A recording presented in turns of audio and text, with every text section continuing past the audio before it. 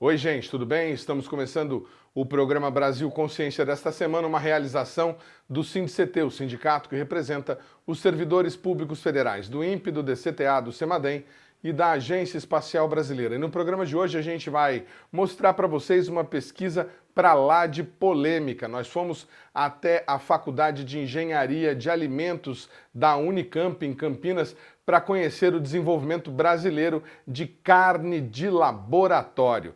Lá da FEA de Campinas, a gente também traz para vocês informações sobre a pesquisa que conseguiu produzir ingredientes de cosméticos a partir do bagaço de maracujá.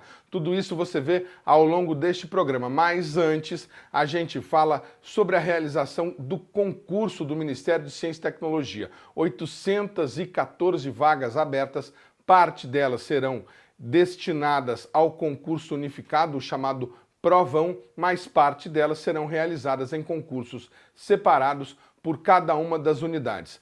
INPE e CEMADEM, da base do SINDCT, já têm bancas definidas. E é para falar sobre o concurso que a gente conversou, na verdade, com o diretor do SINDCT, Acioli Olivo. Veja a entrevista. O sindicato, o Fórum de Ciência e Tecnologia, tinha pleiteado a recomposição dos quadros junto ao MCTI. Está satisfatório esse número de mais de 800 vagas nesse momento? O último concurso que o Ministério da Ciência e Tecnologia fez foi em 2012, né? Então, o que acontece? Nesses 11 anos decorridos, ocorreu uma perda significativa dos quadros, dos servidores das instituições do Ministério da Ciência e Tecnologia. Principalmente porque a nossa idade média é bastante avançada e isso envolveu uma quantidade muito grande de aposentadorias, né? Só para ter uma ideia, né? Na década de 2010, o INPE tinha cerca de pouco mais de 1.000 servidores. Hoje não passa de 700 servidores. Para nós termos os números que nós desejávamos, obviamente que as vagas teriam que ser em número muito maior. Mas nós entendemos que este é o primeiro ano de governo, né? Entendemos que o governo está trabalhando com um orçamento que ainda não é o dele, e entendemos que o governo tem uma posição de reestruturação do Sistema Nacional de Ciência e Tecnologia. Então, sob o ponto de vista de se o número é suficiente, não é suficiente, óbvio, mas que é um aceno importante do governo no primeiro ano de seu governo, no sentido de recompor o quadro, é louvável. Isso nós aplaudimos. Tem uma série de restrições que nós podemos falar do decorrer, né? Mas eu acho que, e eu falo isso em nome do sindicato, e talvez em nome do fórum, nós estamos contentes com este aceno, um aceno de reestruturação do Sistema Nacional de Ciência e Tecnologia. Mas queremos mais, e é isso que nós vamos buscar. Essas vagas que foram abertas, na sua opinião, dá uma resposta para essa desconstrução que está sendo feita do INPE? Sim, ela dá uma sinalização, né? Não é a resposta, porque nós queremos o INPE muito maior, nós queremos o INPE como o INPE já foi. O INPE já teve mais de 1.500 servidores, né? O CEMADEM é um órgão novo, é um órgão jovem, né? Talvez, e eu não tenho muito contato com o pessoal do CEMADEM, mas eu acredito que as vagas destinadas ao CEMADEM devem acenar no sentido de que é o essencial no momento. No INPE, não. E eu vou dar alguns exemplos, né? O governo atual, no início do ano, na viagem do Lula a China, ele restabeleceu o programa, a cooperação espacial. Isso envolve que o Brasil vai voltar a construir satélites, né? Obviamente que para construir sistemas tão complexos como os satélites, precisa de muito mais gente do que o INPE tem. Quem conhece o INPE sabe que a área espacial do INPE, a área de projetos de construção e desenvolvimento de satélites, está muito esvaziada, né?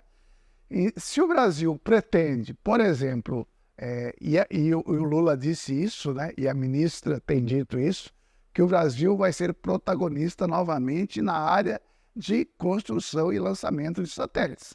Então, isso significa que nós precisamos também de vagas para o setor espacial, porque senão nós temos um caso muito específico, que é o sentido de ter um programa espacial terceirizado, né? Óbvio que hoje nós já temos, né, o programa espacial brasileiro. Ele foi muito construído sob a direção do INPE, mas com as indústrias do entorno, as indústrias do setor espacial. E com essa nós vamos contar. Mas para o INPE ter o protagonismo de projetar e dirigir o sistema, precisa ainda de mais vagas. Que mais que nós precisamos? Outra coisa que eu acho que é importante salientar, né? E não é uma crítica, mas é uma observação. O governo atual, ele tem falado, e mais que falado, ele tem agido no sentido de dar importância à preservação do meio ambiente. A pauta ambiental deste governo é extraordinária e muito no contrário do governo anterior, em que nós tínhamos o meio ambiente como um empecilho. No atual governo, nós temos a preservação do meio ambiente como uma proposta, como uma política ambiental. Só pensar que nós temos no Ministério do Meio Ambiente a ministra Marina, que é o símbolo da preservação ambiental. No entanto, no concurso do INPE, veja o que acontece. Nós temos para pesquisador do INPE, na área de preservação ambiental, 4 vagas. 4 vagas. Isso não condiz com a realidade do governo, que diz que preservação e conservação ambiental é importante. Mais ainda, o INPE tem o Centro de Monitoramento, o Centro de Pesquisa da Amazônia, o CRA, Regional da Amazônia, em Belém, que não tem nenhum pesquisador lá. Tem uma dirigente e o resto são bolsistas. Quantas vagas foram destinadas ao CRA? 0 vagas. Então, é uma crítica que nós fazemos, porque quem elaborou o edital e quem, aliás, antes do edital, quem definiu as vagas, não está na mesma linha do governo, na linha preservacionista, né? Então, eu acredito que isso deve ocorrer em breve, talvez um novo concurso, que recomponha principalmente os pesquisadores ligados à preservação da Amazônia, assim como o sistema de monitoramento da Amazônia. Então, nesse sentido, eu volto a dizer, importante aplaudir essa decisão do governo de fazer o concurso. É importante analisarmos as vagas, mas é importante também cobrar da direção do INPE que tem que exigir vagas para aquilo que o governo define como prioridade, que é a preservação ambiental. E se o Brasil retomar a cooperação espacial, vagas destinadas a engenheiros e tecnologistas para o setor espacial. O concurso tem uma particularidade. As unidades vão fazer concursos para 2 tipos de profissionais, 2, digamos assim, carreiras dentro da carreira de CT, e o governo vai fazer para uma outra. Para o INPE são 93 pesquisadores e tecnologistas, do total 44 pesquisadores e 49 tecnologistas, e analistas, e o CT, esse que vai ser diferente, são 42. Qual que é a opinião do sindicato sobre essa, digamos, metodologia para escolher? Veja, para analistas, para pesquisadores e tecnologistas, o edital diz que as unidades que têm as vagas podem estabelecer as normas do concurso. Tanto que, por exemplo, para o INPE, quem vai fazer o concurso é a Fundação Getúlio Vargas, e para o CEMADEM é um instituto do Paraná, que esqueci o nome, é o Instituto Paraná, mas que é um instituto bem capacitado. Então, sob esse ponto de vista, nós não temos nenhuma restrição. Para analistas de ciência e tecnologia, porque nas carreiras de ciência e tecnologia, são 3 carreiras, né? Tem as carreiras de pesquisador, tem a carreira de tecnologista, engenheiro tecnologista, e tem a carreira de analista de ciência e tecnologia. A carreira de analista de ciência e tecnologia é mais uma carreira ligada à gestão de projetos. Então, o que o governo federal decidiu? Que para pesquisadores e tecnologistas, as unidades farão os editais e promoverão o concurso de acordo com a visão que eles têm em relação aos seus servidores, tecnologistas e pesquisadores. Já para analistas de ciência e tecnologia, que trabalha com a gestão de projetos, o governo decidiu fazer um concurso unificado. Então, vai ter o chamado que eles chamam de provão, né? Que é um concurso unificado no Brasil inteiro, em que os analistas de ciência e tecnologia submeterão a esta prova unificada e depois serão distribuídas em função das vagas de cada unidade. Sobre esse ponto de vista, nós não temos nenhuma restrição sobre a metodologia. O que nós temos é uma observação. Eu tenho conversado com as pessoas ligadas, principalmente ao pessoal ligado à carreira de pesquisa, que eles têm algumas restrições ao edital, porque, veja, não é pesquisador. Pesquisador,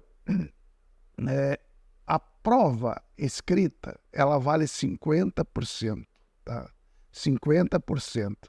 E a experiência do pesquisador em projetos complexos de ciência e tecnologia, ou seja, a vida acadêmica dele, a vida profissional, vale apenas 20%. Isso cria um viés que mostra e a experiência mostra o seguinte, que nem sempre uma pessoa que é muito boa para fazer provas, ela tem condições de desenvolver projetos e liderar equipes, que é o que se espera na carreira de pesquisador. E um pouco de tecnologia, mas mais de pesquisador. Eu acredito que quem pensou no edital não viu muito isso como um problema. Eu espero que não seja um problema. Eu torço para que não seja um problema. Mas, para próximos concursos, nós gostaríamos que a carreira do pesquisador que concorresse ao cargo de pesquisador do INPE e do CEMADEM fosse mais focada no desempenho dele e não apenas na prova que ele vai fazer.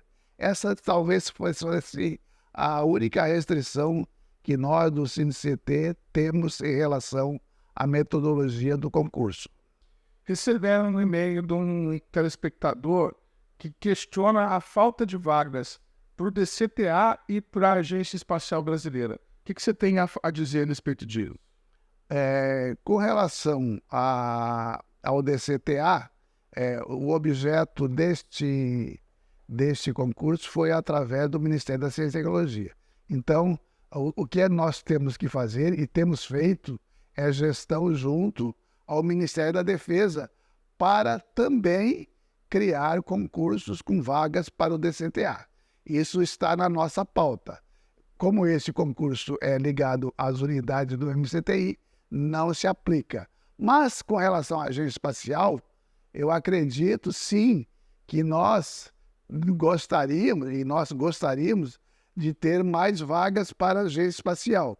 Até porque a agência espacial é uma agência pequena e ela tem muitos servidores terceirizados. Então, é preciso que os concursados ocupem as vagas da Agência Espacial. E nós temos agora na Agência Espacial o Marco Antônio Chamon como presidente, que é egresso do INPE, e a possibilidade do INPE, novamente, através da Agência Espacial, retomar a cooperação espacial, vai exigir quadros qualificados do INPE, mas também quadros qualificados da Agência Espacial. Recentemente, o presidente do CINDCT e o Sérgio Rosin, diretor do CINDCT, estiveram juntos com os servidores da Agência Espacial para identificar os problemas e estiveram junto com o presidente da Agência Espacial. Nessas duas conversas foram tratados assuntos relativos à necessidade de quadros qualificados da Agência Espacial. Infelizmente, nesta leva do concurso do MCTI, a Agência Espacial não foi contemplada. Provavelmente, eu acredito, né, eu não tenho procuração para falar em nome do Ministério, mas eu acredito que eles identificaram as necessidades mais urgentes, as necessidades prementes, aquelas que nós precisamos repor imediatamente. Por exemplo, é importante ter pesquisadores, né? É importante ter tecnologistas, e teremos nesse concurso, mas é importante também ter gestores, porque eu vejo o INPE, né? O INPE, assim, é um caso muito claro desta falta de pessoal. O INPE, a parte de gestão do INPE, é praticamente formada por estagiários. Tem pouquíssimas pessoas dirigindo a gestão do INPE. Então, essa quantidade de vagas para os analistas de ciência e tecnologia que farão a gestão é importante, que vai recompor uma parte da perda. Eu digo recompor uma parte da perda, porque ainda precisamos muito. O que nós sentimos, agora a crítica maior que nós temos sentimos falta, mas essa é uma discussão que está complexa dentro do governo, de vagas para o nível médio, né? Porque as carreiras de ciência e tecnologia, volto a repetir, tem a carreira de pesquisador, que é para nível superior, a carreira de tecnologistas, que tem nível superior e nível médio, e carreira de analista, que tem nível superior e nível médio. Nenhuma vaga foi destinada aos quadros do nível médio. Isto é uma pauta que nós, sindicato, CINDCT, Fórum de Ciência e Tecnologia, temos batido frequentemente, porque nós entendemos que o papel do técnico de nível médio é fundamental nas nossas instituições. Quem opera o sistema, quem projeta o sistema, dirige o sistema, é o pessoal de nível superior, é o pesquisador, é o tecnologista. Mas quem opera no dia a dia, as máquinas, os equipamentos, os experimentos, é o pessoal de nível médio. E é um pessoal que está em vias de extinção, não só no INPE, DCTA, como também no serviço público em geral. Porque existe uma cultura, e é uma cultura que eu entendo equivocada dentro do governo federal, e não é de hoje isso aí, isso remonta lá à década de 90, que é uma cultura definida pelo antigo Ministério do Planejamento, depois virou o Ministério da Economia, agora virou o Ministério do Planejamento, em que não se dá importância à carreira de nível médio. Equívoco, porque as instituições são fortes porque tem pessoas que colocam, no popular, a mão na massa. Esses são os técnicos que no edital atual, nem para o INPE, nem para o CEMADEM, nem para as outras unidades do Ministério da Ciência e Tecnologia, onde ocorrerá um concurso, não foi destinada vaga alguma para o nível médio. O Brasil Consciência vai para um rápido intervalo e na sequência você conhece a pesquisa da Unicamp que produziu ingrediente de cosméticos a partir do bagaço de maracujá. É um instante só, não saia daí.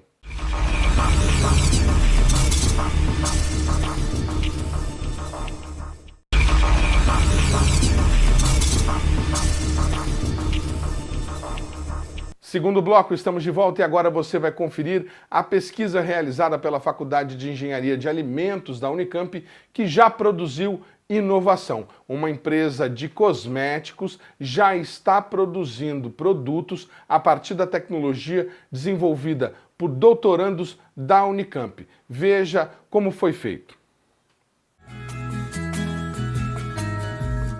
A substituição de ingredientes com aditivos químicos ou industrializados por insumos naturais é um dos principais caminhos buscados pelas indústrias alimentícia, cosmética e farmacêutica atualmente. O consumidor está mais exigente e tem dado preferência a produtos constituídos por ingredientes naturais e com menos riscos de danos à saúde. Ser um produto ambientalmente sustentável também tem pesado na decisão de consumidores cada vez mais conscientes quanto à preservação ambiental. Nessa busca por insumos mais saudáveis, o maracujá tem se destacado como uma fonte valiosa de bioativos benéficos ao organismo e ao mesmo tempo viável ao aproveitamento comercial. Uma pesquisa realizada em parceria entre a Faculdade de Engenharia de Alimentos da Unicamp e a Rubian Extratos, uma startup criada dentro da incubadora de empresas da Unicamp, obteve resultados positivos, permitindo que a empresa já ofereça no mercado com sucesso extratos de bioativos do maracujá, completando assim o ciclo da inovação. Muito bem, gente. Então a gente veio até aqui na Unicamp, na Faculdade de Engenharia de Alimentos, vai conversar com o professor Juliano Martins para explicar que pesquisa que é essa. Professor, por que vocês decidiram introduzir maracujá nessa pesquisa de cosméticos? Como é que surgiu isso? Tem algum passo anterior com o uso da fruta? Bom dia. Então, na verdade, não é que a gente resolveu introduzir o maracujá na pesquisa de cosméticos. O trabalho com o maracujá ele vem antes, a partir do momento em que nós identificamos que o maracujá por si só, o seu processamento industrial, ele gera uma quantidade bastante grande de resíduos, seja da casca, seja do bagaço. Então, nós, sabendo que um dos grandes resíduos do processamento do maracujá é o seu bagaço, o que nós procuramos é procurar nesse bagaço de maracujá, que inclui a semente e parte da polpa, substâncias que pudessem ser interessantes para outras aplicações, que acabou sendo a de cosméticos, mas poderiam ser outras. E o que nós fizemos foi estudar as melhores formas de recuperar essas substâncias por métodos de extração, que é o que nós trabalhamos mais no nosso grupo. O senhor está falando de indústria basicamente de quê? De sucos brasileira? Indústria de alimentos, né? Então o processamento do maracujá no Brasil ele é feito principalmente para a produção de sucos, de doces, geleias, sorvetes. Então sim, estamos falando da indústria alimentícia. E por que vocês tiveram essa preocupação com o bagaço do maracujá? Houve algum acionamento da indústria para dizer, olha, temos aqui um resíduo que é muito volumoso? Como é que foi esse interesse? O interesse, primeiramente, foi nosso, né? A partir do momento que nós somos um grupo com uma experiência já anterior em trabalhar com resíduos agroindustriais, e nós identificamos no maracujá que, primeiro, por ser uma fruta brasileira, por ter um processamento de volume significativo, nós identificamos que o maracujá ele poderia ter um volume de resíduos bastante grande. E, de fato, né, se a gente somar casca e semente, nós estamos falando de em torno de 70% do peso da fruta desperdiçado, ou seja, o que não vira produto. na indústria. Então, o interesse partiu da gente, e a partir daí, o que nós fizemos foi procurar uma empresa que faz o processamento de maracujá, que produz produtos baseados em maracujá, e foi com eles que nós obtivemos os resíduos, né? Então, essa empresa ela cedeu para nós os resíduos que eles não usavam, e a partir daí nós começamos a trabalhar a partir desse resíduo. E o que tem de precioso no resíduo do maracujá, doutor? Tem muita coisa. Então, na verdade, eu vou falar da semente, né, que é o que foi mais o foco deste trabalho. A semente de maracujá tem óleo, tá? E é um óleo que, em termos de composição, é um óleo muito bom, tá, para a saúde. Tá? Então, tem óleos que não fazem tão bem à saúde, que tem problemas de gorduras saturadas, etc. E tem óleos que tem gorduras insaturadas, que são boas para baixar nosso colesterol, e com outros benefícios para a nossa saúde. E particularmente o óleo do maracujá é bom nesse sentido. Além disso, ele contém compostos fenólicos que são antioxidantes naturais, particularmente para a parte de aplicação em cosméticos, foi uma das coisas que acabou sendo usada na aplicação. Esse óleo tem compostos que são tocoferóis e tocotrienóis, que são os precursores da vitamina E, né, que também tem um aspecto nutricional muito importante, também são antioxidantes. Poderia mencionar também fitosteróis, enfim, tem uma série de componentes, não é uma coisa, são várias coisas que a semente do maracujá contém e que, se ela é tratada como um resíduo descartado, a gente está jogando fora esses componentes importantes. Além dessa aplicação aí na indústria, essa inovação na indústria de cosméticos, vocês estão trabalhando em alguma outra coisa, em alguma outra aplicação para esse material que vocês extraem dos resíduos? Olha, sim, na verdade nós trabalhamos fazendo a extração, a recuperação de componentes dos resíduos, pensando em múltiplas aplicações. Tá? Nós enxergamos potenciais aplicações desses resíduos, seja em cosméticos, seja em medicamentos, em fármacos, seja também na produção de novos ingredientes para alimentos. Não sei se eu poderia dar um outro exemplo, tá, de um trabalho recente, que é, não a partir da semente, da casca do maracujá, a gente conseguiu obter pectina, e a pectina é um ingrediente super importante em formulação de alimentos, tá? Importante como para dar textura, como espessante, né? E aí também ela está presente em resíduos do processamento de maracujá.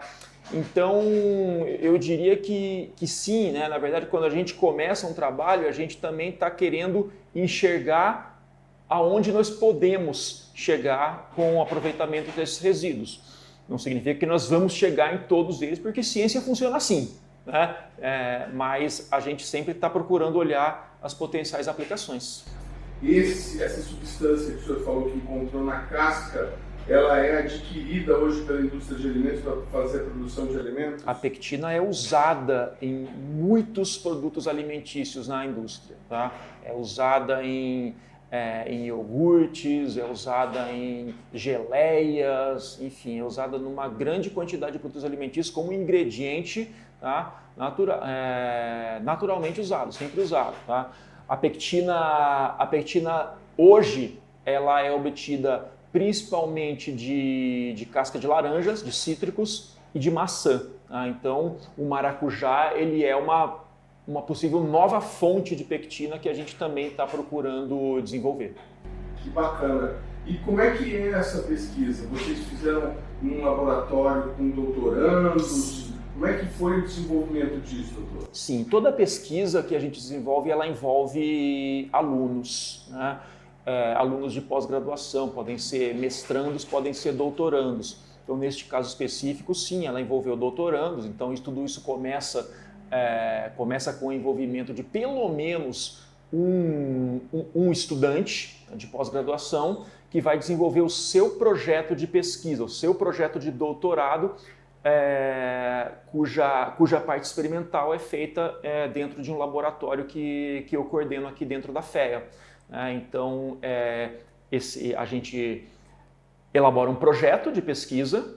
Esse é o projeto de doutorado do aluno. Dentro desse projeto ele vai desenvolvendo os processos de extração, os processos de fracionamento, as análises dos extratos para conseguir otimizar as melhores condições de extração do processo que for, para chegar num trabalho final em que você possa oferecer, aqui nós temos um processo, aqui nós temos um produto, e esperando que isso atraia o interesse de indústrias ou de outros empreendedores que possam levar a tecnologia para frente. Que gera inovação. Quantos alunos tem hoje? Quantas pessoas têm trabalhando nesse laboratório? Qual que é o nome do laboratório, doutor? Nós estamos no Laboratório de Alta Pressão e Engenharia de Alimentos, sigla dele é LAPEA.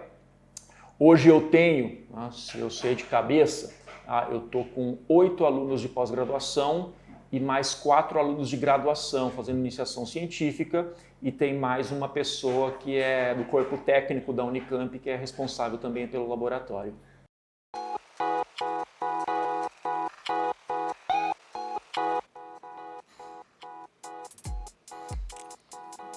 Esse é o laboratório propriamente dito. Isso, este é o laboratório, o LAPEA.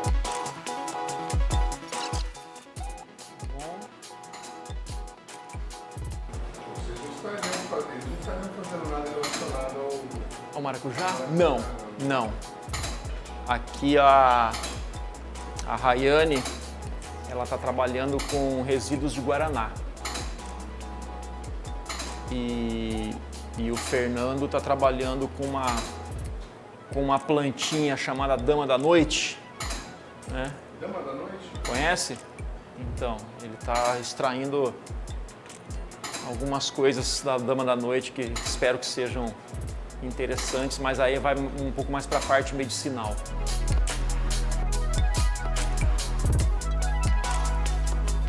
E estou estudando a extração de compostos da Dama da Noite, uma das Damas da Noite, que são várias, né? Uma Dama da Noite nativa do Brasil. E a gente está mapeando quais moléculas de interesse medicinal ou terapêutico que elas podem ter, com foco nos alcaloides, que são metabólitos secundários. O que seria esse alcaloide, assim, se pudesse explicar para uma pessoa leiga? Para que ele pode ser usado? Então, esses alcaloides que a gente está procurando na minha espécie podem ser usados, possivelmente, né, para tratamento de doenças do sistema nervoso central, como mal de Parkinson, Alzheimer, ansiedade. E já foram encontrados em outras espécies da mesma família da minha planta. Então agora a novidade é estudar as duas tecnologias, né? PLE, que é a extração com líquidos pressurizados, e SFE, que é a extração com fluido supercrítico. Bacana. Você já teve algum resultado promissor, alguma coisa que te animou? Sim, a gente teve um resultado promissor na análise de UPLC, que é a cromatografia líquida de alta eficiência. Encontramos um desses alcaloides, a atropina. O que os alunos estão fazendo agora? Então, aqui nós trabalhamos com processos que são feitos em altas pressões. Estes equipamentos que estão aqui atrás são equipamentos de extração que, em vez de usar solventes orgânicos tóxicos e poluentes ao ambiente, usam o que a gente chama de fluidos supercríticos, tá? Que é um termo muito técnico, mas que basicamente consiste em pegar o CO2, gás carbônico, e trabalhar ele em pressões muito altas. E a grande vantagem é que nessas condições esse gás carbônico ele tem propriedades muito boas como solvente, que permite que a gente use ele como substituto de solventes orgânicos, poluentes e tóxicos. Então, os nossos processos, eles consistem em usar essa técnica que está implementada nestes equipamentos e com ela conseguir obter os nossos extratos a partir dos resíduos agroindustriais, mas extratos obtidos de uma forma limpa, de uma forma sustentável e com a qualidade que é necessária para esse tipo de produto. Além do maracujá, você falou que você já tinha uma experiência no grupo com estudos de resíduo. O que vocês já tinham feito? Já trabalhamos com resíduos de uva, de amora, de mirtilo, que é o blueberry. Já trabalhamos estamos trabalhando, na verdade, com resíduos de algumas frutas mais nativas de outros biomas brasileiros, como o pequi, como tucumã, que é uma fruta muito interessante da Amazônia. Estamos começando a trabalhar com resíduos de cacau, enfim, tá? Já temos uma experiência bem prolongada com resíduos agroindustriais e a gente presta serviços também para indústrias também com resíduos, né? Com, por exemplo, resíduos de morango, resíduos de cítricos, também trabalhamos muito com resíduos de laranja e de limão, enfim, muita coisa. A indústria chega para vocês e fala que, olha, a gente tem esse resíduo aqui, a gente queria ver se dá para... Isso acontece.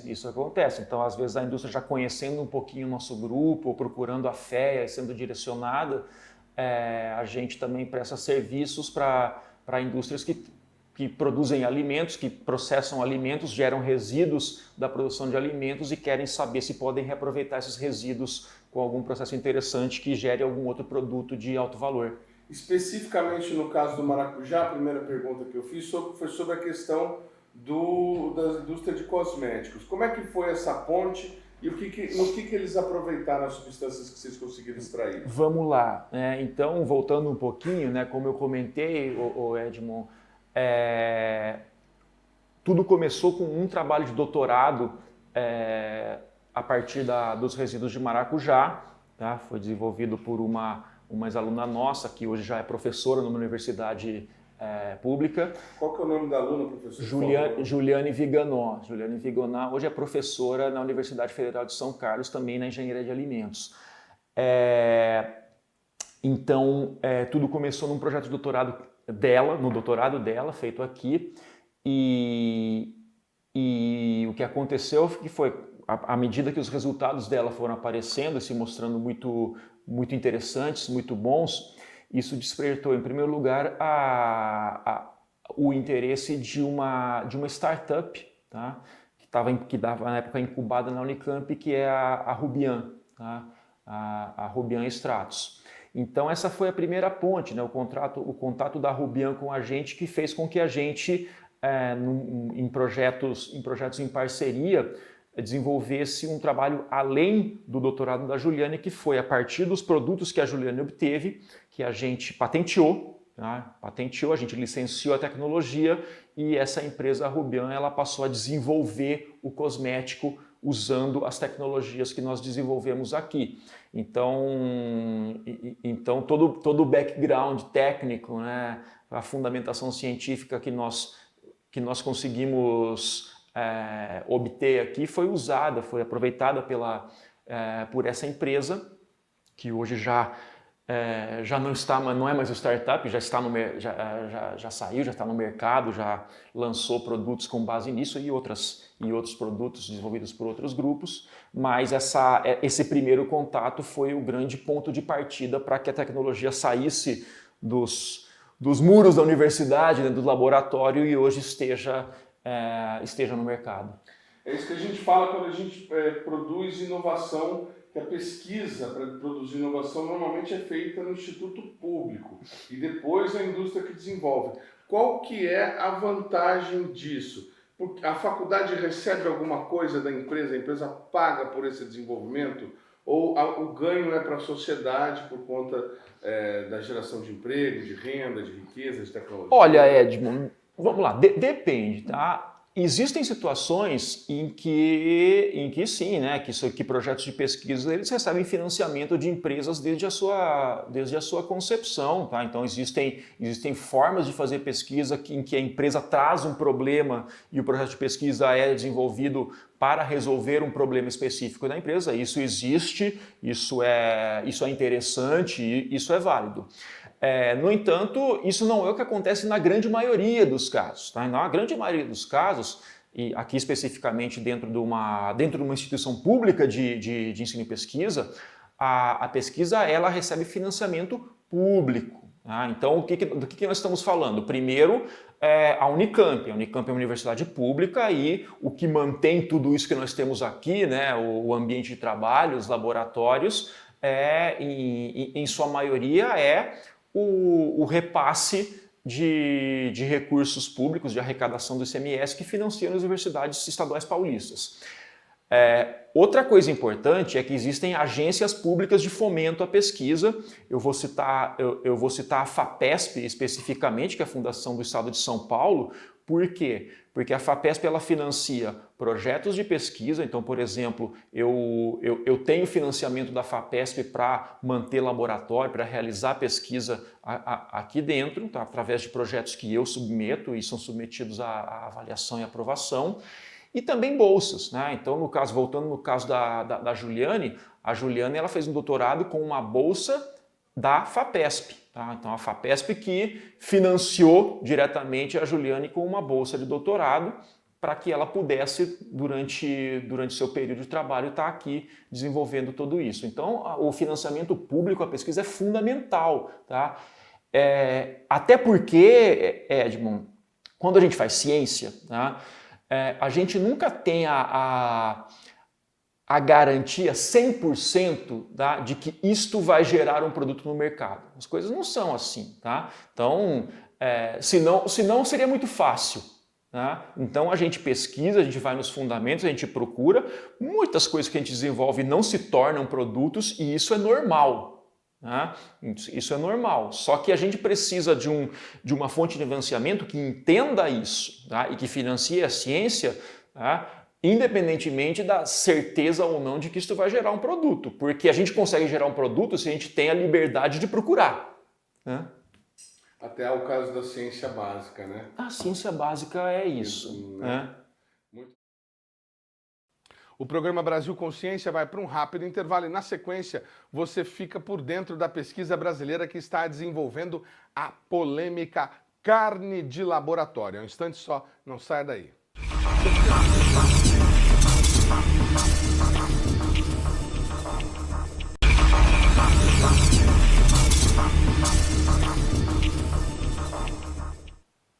Terceiro bloco, o programa Brasil Consciência de volta, e a gente fala agora sobre a pesquisa brasileira para o desenvolvimento de carne de laboratório. A pesquisa é considerada o futuro da alimentação porque pode prover dose proteica para uma grande parcela da população, considerando aí o crescimento populacional e a demanda por redução na emissão de carbono tão abundante com a produção de carne tradicional atualmente. Mas, por outro lado, os mecanismos de pesquisa e da obtenção de matéria-prima, como por exemplo de fetos bovinos, tem causado polêmica. Saiba do que a gente está falando nesse vídeo. Acompanhe. A carne cultivada, que atualmente é um produto restrito a 3 restaurantes do mundo, está se transformando em realidade nas pesquisas da Faculdade de Engenharia de Alimentos da Unicamp. Uma equipe multidisciplinar está participando de estudos inéditos que avaliam aspectos relativos à segurança da carne cultivada em laboratório contra eventuais contaminações. E o Brasil Consciência visitou o laboratório para saber mais sobre este trabalho. A carne cultivada ela é uma tecnologia emergente, ela tem sido estudada, pesquisada como uma fonte alternativa de proteína. Não necessariamente para substituir a proteína que já existe hoje, né, de origem animal, mas como uma segunda opção, uma outra fonte, assim como os plant-based, né?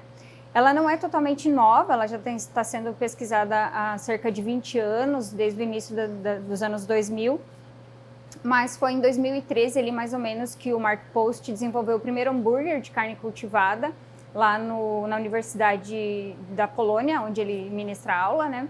Então, esse primeiro hambúrguer, ele custou muito caro e ele ainda tem uma série de melhorias necessárias, né? De tecnologias, de estudos e aperfeiçoamentos. E aí, depois desse primeiro hambúrguer que foi produzido e mostrado na mídia, apresentado para as pessoas, muitas startups começaram a desenvolver e fomentar esses estudos, essas pesquisas nessa área.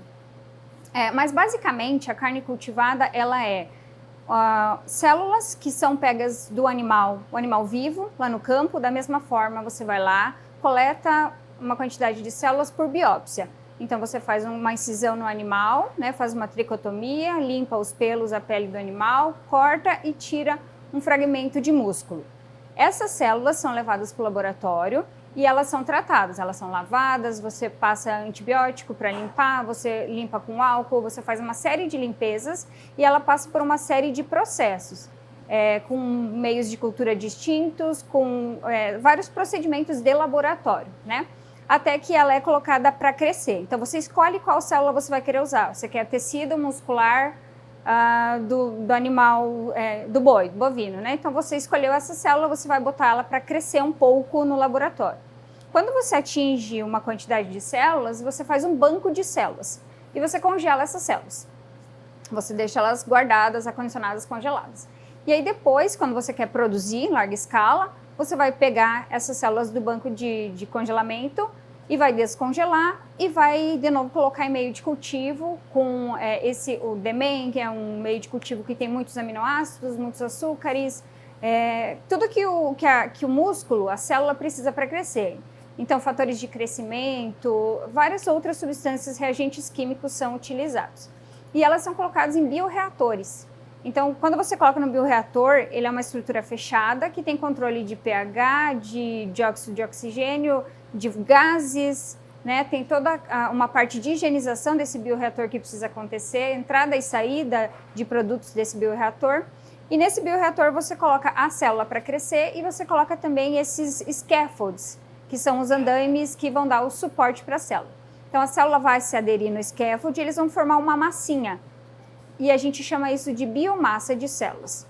Então, essa biomassa de células vai sair do bioreator e aí ela vai poder ser usada para diferentes tipos de produtos de origem animal, como nuggets, almôndegas, outros, né? Porque ele vira uma massa. Então, você ainda não consegue... Se você quiser fazer um bife de carne cultivada, você vai precisar usar uma impressora 3D.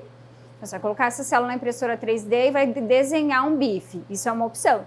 Ou você pega essa massa que saiu do bioreator e molda e faz nugget e faz outros processos, subprodutos, não subprodutos, produtos à base de células cultivadas.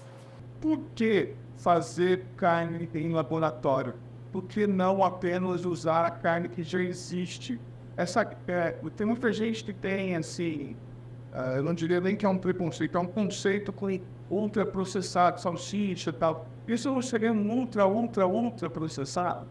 Existe aí, a carne cultivada, ela vem com um apelo para a segurança alimentar, porque estima-se que daqui a 30, 50 anos a gente não tenha fontes proteínas de origem animal suficientes para suprir a demanda, né, uma vez que a população mundial vai atingir cerca de 10 bilhões de habitantes. Então, não vai ter proteínas de origem animal suficiente para essa demanda populacional.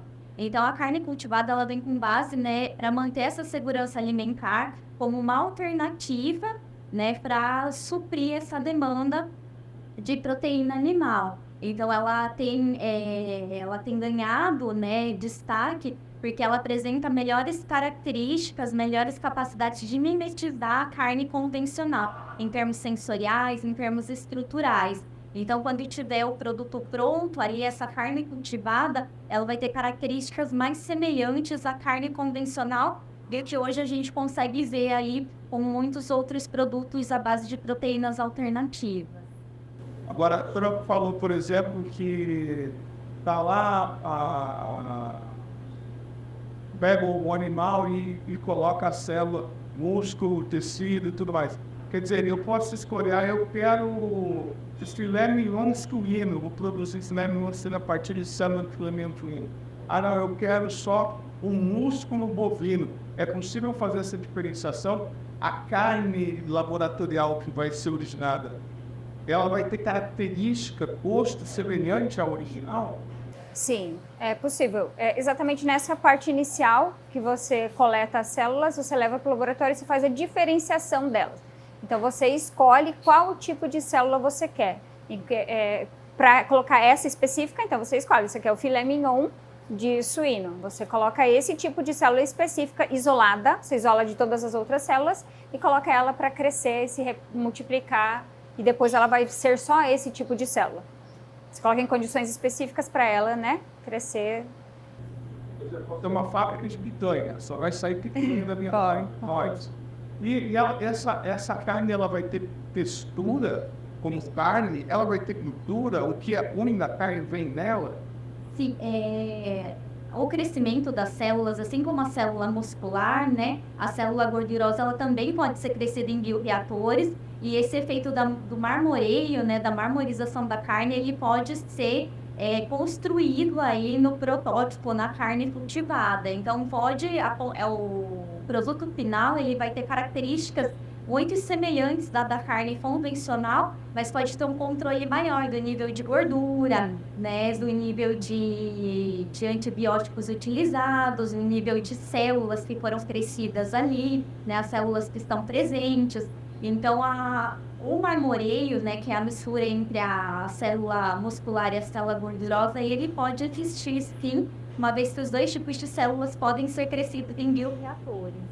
E, inclusive, você pode fazer o design do produto que você quer. Então, se você quer colocar células de ômega 3, você quer enriquecer a sua carne e colocar células específicas, você pode. Se você quer retirar... No peixe pode ter ômega 3? Pode. Você vai fazer um desenho de um produto. Então, você pode tirar a gordura saturada, se você quiser, e fazer um produto... Desculpa. Pode melhorar as características sensoriais e nutricionais, né, a partir do cultivo de células específicas. Durante nossa visita, nós acompanhamos um teste com os scaffolds, uma espécie de base nanotecnológica para que a carne possa se desenvolver. Então, aqui a gente tem uma câmara de fluxo laminar e a gente vai fazer um challenge test. O challenge test, ele é um teste para a gente avaliar a segurança, a eficácia de uma contaminação num produto. O quanto um produto ele é resistente à contaminação microbiana. Então, a gente fez uma concentração de micro-organismos, Salmonella e Listeria, e a gente inoculou nessas placas que são os scaffolds. Os scaffolds, eles são a matéria-prima principal da carne cultivada. Então, a gente inoculou aqui uma quantidade de log de 3, então cerca de 1000 unidades formadoras de colônia nessas placas.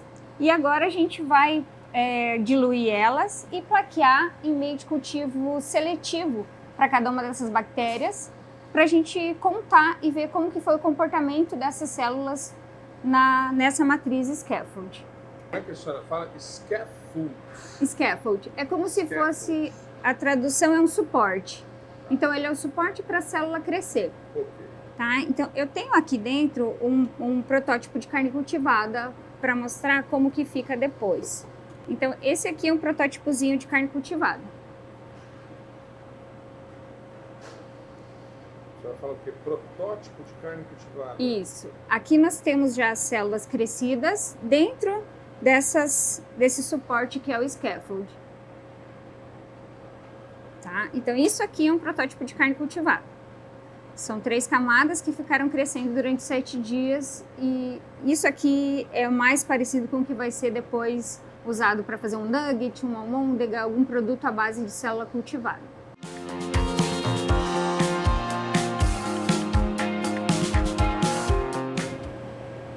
Esse aqui é um meio de cultivo.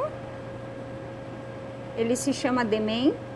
É um meio de cultivo à base de aminoácidos, açúcares, é uma composição bem extensa, tem vários tipos de aminoácidos. E a gente vai colocar ela aqui para ela soltar, desaderir dessa plaquinha que ela tá.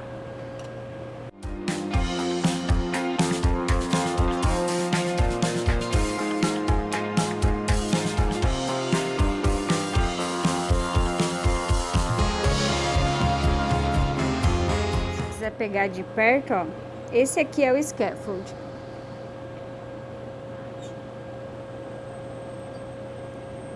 Esse aqui é o scaffold, então ele é uma nanofibra feita de acetato de celulose e ela vai servir como suporte para a célula do tecido muscular crescer em cima dele e depois formar a carne cultivada. A senhora falou de um hambúrguer feito em laboratório. Como é que está isso hoje? Quem que tem alguém já fazendo em escala industrial, carne de laboratório, já usando? Qual que é a perspectiva da pesquisa de vocês? A gente tem hoje um restaurante no mundo, que é em Singapura, que ele produz produtos à base de carne cultivada, mas são apenas nuggets, são esses produtos, e é só em restaurante, ainda não é em larga escala. A gente teve agora, no final do ano passado, em novembro, o FDA aprovando lá nos Estados Unidos uma empresa a produzir, então provavelmente os Estados Unidos devem começar a produzir muito em breve. E no Brasil, a gente está ainda a passos, né? Nós aqui da Unicamp participamos de um estudo junto com o GFI Brasil, em que a gente fez um guia falando sobre os aspectos de segurança e qualidade para carne cultivada, de acordo com o que a gente tem de pesquisa ao redor do mundo. Esse guia ele vai ser utilizado para guiar, né? Então, as empresas e até a Anvisa e o MAPA. No Brasil ainda não está definido se vai ser a Anvisa ou o MAPA quem vai regulamentar esses produtos, mas a gente já tem alguma coisa de documento sendo desenhado para quando eles forem fazer essa regulamentação, a normatização, a gente já ter dados de segurança, de como que deve ser esse produto. Então, a gente já tem documentos sendo trabalhados, mas a gente ainda tem JBS e BRF que falam que estão caminhando para, né? A JBS já tem uma unidade em Santa Catarina que eles estão trabalhando para começar a produzir o quanto antes, né? Muito em breve, mas a gente não tem uma data para lançar, porque primeiro precisa passar pelo registro de produto, né? Na Anvisa ou no MAPA. Quer dizer, no Brasil ainda não tem legislação específica sobre o tema. Mas a JBS está montando uma fábrica, mas sem a tecnologia de vocês, eles vão fazer por lá, para alguma coisa desse tipo? É um centro de pesquisa para o desenvolvimento da tecnologia nacional, né? Então, esse centro de pesquisa é em Santa Catarina e eles estão montando esse centro para fazer o desenvolvimento desse produto. Então, possivelmente, vocês vão provar o conceito e depois pode passar para alguém, não para eles. Eles estão trabalhando com a Lab Farms. No caso é a BRF com a tá. Farms, Isso. Né? E a JBS é separado. A Lab Farms é uma startup israelense que eles fizeram uma parceria com a BRF para, nos próximos anos, eles comercializarem carne cultivada no Brasil. Né? E a JBS está desenvolvendo esse centro de pesquisa, né, em Santa Catarina e para o desenvolvimento do produto proteico celular. E qual que é o estágio atual da pesquisa de vocês? Vocês estão fazendo esses testes agora? Existe alguma perspectiva da pesquisa, alguma perspectiva eu sei que tem, claro, mas existe algum planejamento? A gente gostaria de entregar dentro de 2, 3 anos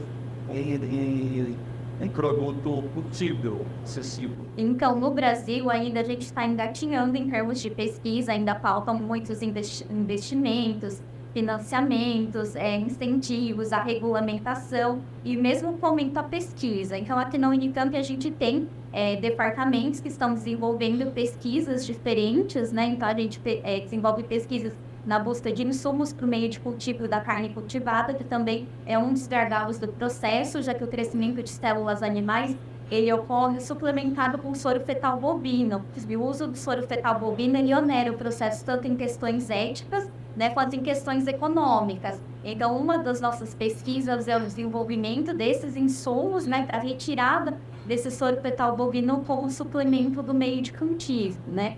Então, a gente está ainda engatinhando, mas assim, a gente não tem ainda perspectivas de ter a carne cultivada sem prazos, né? Prazos definidos, né? Para ter um produto à base de carne cultivadas. A gente está pesquisando os gargalos do processo para tentar melhorar tentar diminuir o custo, tentar aumentar a demanda, né, do processo para que a produção seja passível de ser produzida em larga escala, que a carne cultivada seja passível de produção em larga escala. Então, a gente está tentando trabalhar nesses gargalos, né? Então, nos scaffolds, que é o outro gargalo, que os scaffolds eles têm que ser biodegradáveis, eles têm que ser, muitos deles digeríveis, eles não podem ser à base de produtos animais, para corresponder aos critérios éticos da carne cultivada.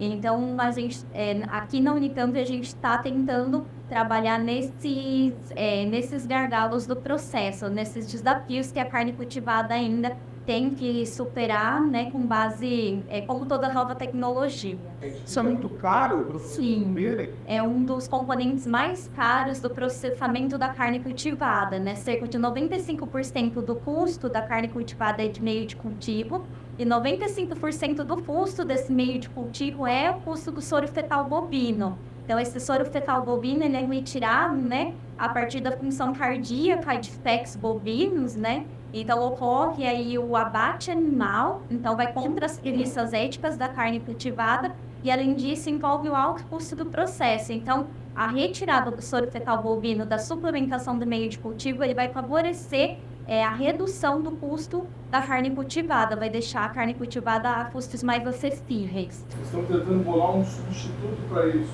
Não um substituto integral, né? Talvez é um substituto para os componentes principais, porque o soro fetal bovino, ele é uma mistura muito complexa de componentes, que vão desde proteínas, aminoácidos, fatores de crescimento, hormônios, vitaminas. Então, a gente está tentando substituir principalmente os componentes majoritários, que são as proteínas e os aminoácidos. E as questões éticas, imagina a questão Aí entra também tudo isso, que como o produto carne cultivada, ele vem com essa carga de ser um produto mais ético, mais sustentável, muitos consumidores colocam que o soro fetal bovino não combina com essa relação que eles querem colocar de uma carne pura, uma carne mais limpa. Inclusive, um dos nomes da carne, ela é chamada de clean meat, né? Que é uma carne mais limpa. Então, eles estão tentando substituir, encontrar, de alguma forma, até de fontes vegetais, de outras fontes, todos esses elementos que vêm, né, do soro fetal bovino. Essa aqui mesmo. Vocês estão começando como? Vocês são doutorandas aqui na Unicamp e estão recebendo algum tipo de financiamento da FAPESP ou de alguma outra agência? Então, acho que a gente também precisa deixar claro que aqui a gente está trabalhando em parceria com o pessoal de Minas Gerais. Então, esses scaffolds que a gente está produzindo, eles são feitos lá no Cefet de Minas Gerais. Essa tecnologia das nanofibras de acetato de celulose são feitas lá e eles enviam para nós para a gente trabalhar a parte de segurança mesmo, né? Então, avaliar a parte de segurança do produto final, como que vai ser isso que a gente mostrou na pesquisa. E também a carne cultivada, o protótipo que nós estamos trabalhando aqui, foi feito na UFMG, em Minas Gerais também. Então, eles produzem lá os protótipos de carne cultivada e nos enviam para a gente avaliar a segurança do produto. Por que isso, né? Porque a próxima etapa, que vai ser as empresas mandarem para a Anvisa ou para o MAPA para registro, eles vão precisar de dados de segurança e eficácia do produto. Então, o que a gente está trabalhando é nessa parceria, de viabilizar, de trabalhar os produtos que eles estão querendo registrar, para ver se eles realmente são seguros, né? Nessa parceria de ver a segurança do produto para a segurança do público, como que é a segurança de consumo, né? Para eles poderem ser comercializados. Legal, mas vocês são doutorandas. Isso. E aí, A pesquisa aqui tem algum incentivo de alguma agência de fomento? A gente tem as nossas, eu sou bolsista da CAPES, então essa é a nossa normal. A gente não tem nenhuma estrutura extra, além, né, a mais que esteja fomentando, não. A gente trabalha em parceria com as outras universidades, por enquanto. o programa Brasil Consciência vai ficando por aqui. Você que quiser conferir os demais programas produzidos pela rádio do SINDCT, como, por exemplo, o Giro Sindical, que também é exibido pela TVT, ou o SINDCT na Cultura, apresentado pela Meire de Origem, deve acessar a nossa página no Facebook, que está aí para você na tela neste momento. O programa Brasil Consciência está disponível no YouTube, no nosso canal, e também no canal da TVT, como você pode ver neste momento. Você que quiser emitir suas reclamações, dúvidas, críticas ou sugestões, deve procurar nosso e-mail, um canal sempre aberto para lhe atender. A gente volta na semana que vem com mais uma atração inédita para vocês. Tchau, gente.